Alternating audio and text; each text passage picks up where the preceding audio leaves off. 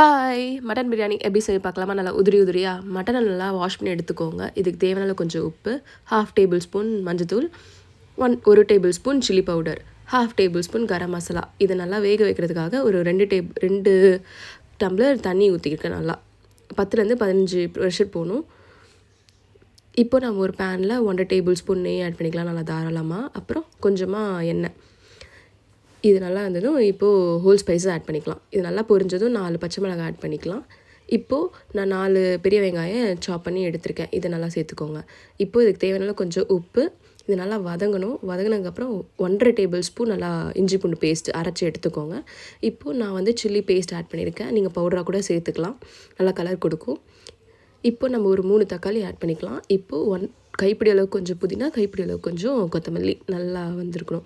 இப்போது 1.5 table spoon தயிர், அப்புறம் 1/2 லெமன் ஆட் பண்ணிக்கலாம். இப்போது 1.5 tablespoon biryani masala add பண்ணிக்கலாம். நல்லா எண்ணெய் பிரிஞ்சு வந்திருக்கும். இந்த ஸ்டேஜில் மட்டனை நல்லா வேக வச்சு எடுத்ததை நம்ம இப்போ சேர்த்துக்கலாம்.